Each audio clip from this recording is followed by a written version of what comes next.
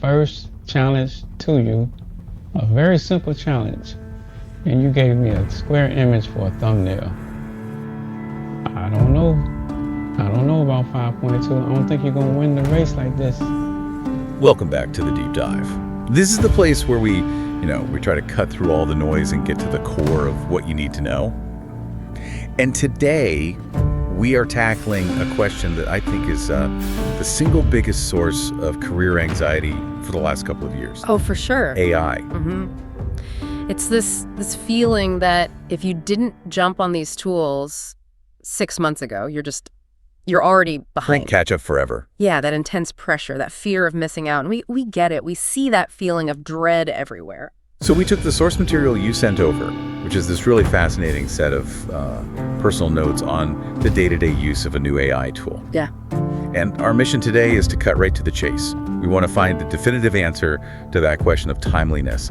Are we all chasing a target that's just getting further away, or is the starting line actually right here, right now? And look, before we even get into the details, we have to deliver the main finding from these notes, because it should let you just take a breath. The core finding is crystal clear. You are definitively not too late. In fact, if you're just starting now, you are actually arriving at a really pivotal and, frankly, advantageous moment. Pivotal and advantageous. Okay, you also said frustrating in there. And frustrating, yes. Well, let's unpack that because, the vibe online is that these tools are basically magic. They're perfect. They do everything flawlessly. But the source material, it tells a very different story. That's right. The first thing that really jumps out from the notes is this cold shower for all the hype. The person using this tool wasn't trying to do some huge world-changing project. It was just regular, practical, daily usage. And after only a couple of hours, they basically concluded that this big, new, shiny system, it just wasn't making them more efficient. And you gave me a square image for a thumbnail. I don't know about 5.2. So that promise of, win the race like 10x your output, it doesn't quite hold up. The notes say, for regular daily usage, there isn't much practical improvement. That's a huge distinction. It is. The marketing sells you a revolution, but your actual workflow, it just needs something reliable. And if you have to spend all your time double-checking the AI's work, then you've lost any time you might have saved. Precisely. And that leads us to the real evidence for why you're not too late. It's because the tools aren't flawless. The notes point to a really specific friction point. It says the tool experiences some challenges on some pretty low-level things. Okay, wait. Challenges on low-level things. Isn't that the whole point? I thought AI was supposed to handle the tedious stuff first. You think so? I mean, it can create this insane photorealistic image of a giraffe on Mars, but it messes up summarizing a document. It's a really profound contradiction, isn't it? But it tells you where the technology is right now. These models, they're amazing at pattern matching, at generating things that look right, high-level stuff. But they still really struggle with the nuance of human intent. And that's where those low-level things get tricky. So if your prompt is even slightly ambiguous or if it needs to switch context, it just falls over. Exactly. We are still deep in the garbage in, garbage out phase. It's just that now the garbage that comes out looks incredibly polished. I get it. So it's not about difficulty, it's about reliability. You need a perfect instruction to get a perfect result for a simple task. And to really drive this home, the source makes this very casual, but I think very telling comparison. It mentions this one tool struggle, but then adds, so did Gemini, lol. The lull is the key part there. It's everywhere. It tells you that even for someone who's an early adopter, this frustration is just, it's normal. It's a shared experience. It's not a bug. It's a feature of the current state of the art. Okay, so let's connect this back to the learner, to you listening. Why does this matter? It matters because if the tools were perfect, if they did everything right the first time, every time, then the learning curve would be this incredibly steep competitive race. It would just be about who got there first. Right. But their imperfection, this sort of widespread quirkiness, it creates this strategic opportunity. It gives you room to breathe and to build a real foundation. So the friction is actually a gift. It's like learning to fly a slightly dodgy vintage plane instead of a perfect self-flying jet. You're forced to understand all the mechanics, how to work the landing gear yourself, because the autopilot is still buggy. That is a great way to put it. So let's just address that anxiety head on, because the source is so wonderfully clear about this. For anyone who's been putting this off, waiting for things to stabilize, this next part is for you. The notes say, and I love how direct this is, Bottom line, you are not too late if you've been putting off learning these tools. And that, for me, just removes so much of that pressure. It's a definitive conclusion from someone who's in the trenches with this stuff. And the reason you're not too late is tied directly to those flaws we were just talking about. We're in this unique and probably temporary learning window. So what's the tipping point then? When does this window close and the real panicked rush begin?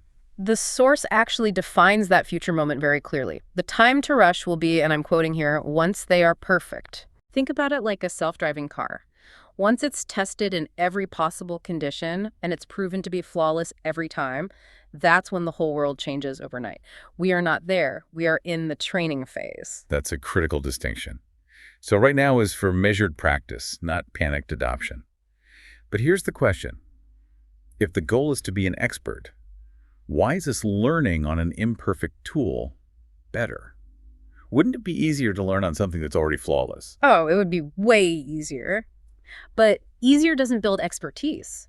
When a tool is imperfect, it forces you to actually engage with how it works under the hood. You have to learn how to write a good prompt. Exactly.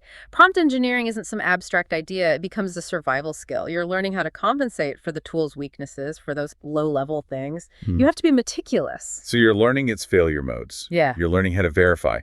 If the AI gives you an answer that's almost right, but has one critical flaw, you have to be the one to spot it. You have to recognize why it might have made that mistake and then change your input to fix it. That whole process, that's where the deep understanding comes from. It forces you to be a critic of the output, not just a passive consumer. And that is the real skill. You know, it reminds me of learning photography on film. Oh, interesting. Go on. Before digital, before auto mode, you couldn't just trust the machine. You had to learn aperture, shutter speed, ISO. Fundamentals. The fundamentals. You had to understand the physics of light and how to compensate for tricky situations. Now, you know, a digital camera does it all for you, but the person who learned on film... They know why it works. Exactly. Yeah. So when they hit a situation that fools the auto mode, they know what to do. That's a perfect analogy. We are in the manual mode stage of AI mastery. You're mastering the difficulty, and that struggle builds much better habits than just getting perfect results every time. You're learning the physics of the model, not just pressing the auto button. And when the tools do become perfect, the casual user will just hit that button, but the person who learned now, they'll have the foundation to really push the system to its limits. So if imperfection is the foundation, what's the ceiling? What's the payoff? This brings us to the most inspiring part of the source notes. It's not just that you're not too late. It predicts that when these tools are perfect, the people who are using them now will be the best at it. So what does best even mean in this context? It's fascinating because best here isn't about being first. It's not about early adoption for its own sake. It's about a fluency that you can only develop during this messy, unstable period. It's a synthesizing skill. Synthesizing is the perfect word for it. You're the bridge between vague human ideas and the machine's need for specifics. Precisely. The people practicing now, while it's frustrating, they're learning three critical things. First, they're learning where the failure points are. The low-level stuff. The low-level stuff. Second, they're learning how to compensate for those failures with creative, precise prompting. And third, they're just building the resilience to get the outcome they want, even when the tool is fighting them. They're learning how to translate messy, real-world problems into the exact clinical language that the AI needs to hear. And that's where the real long-term value is. You're mastering communication with the machine, not just operating a piece of software. That is the essential insight. So the goal for you as a learner right now shouldn't be 100% efficiency. Right. You should expect to be frustrated. You should expect it to fail. The real goal is to build that communication muscle memory. Because when the tools do reach that point of perfection, when they can deliver flawlessly, the people who spent this time learning the tools like eccentricities are the ones who are going to leapfrog everybody else. They'll be able to articulate what they need with a precision and a depth that a casual user who's only ever known a perfect system just won't have. The difference will be that ingrained ability to define the problem so perfectly that the AI can deliver a complex solution instantly. You're building a skill today that survives automation tomorrow. That's really powerful. Yeah. Okay, so let's bring this deep dive full circle. If you have been feeling that sense of panic, that information overload about AI tools, The core takeaway from our source should be a massive relief. Don't panic. The tools are still evolving. Their imperfections aren't a barrier. They are a prime opportunity for you to build a real strategic skill. Exactly. We're in a transitional phase. It's this necessary period of friction that ultimately builds the highest level of expertise. The skill you're building is not just using the tool, it's compensating for it. You're building robust habits of communication with an AI. The people using them now will be the best at it. Not because they were first, but because they are the most battle-tested. They're the ones who learned to drive the car while the road was still bumpy. And that leads us to our final provocative thought, something for you to think about as you start practicing with these tools. If the path to mastery today is built on learning to compensate for an imperfect AI, what happens when the tools become truly autonomous? Consistently perfect? Oh, interesting. Will the most valuable skill shift completely, away from operational mastery and entirely toward just defining the right problems for the AI to solve in the first place? Think about that this week. We'll see you on the next deep dive.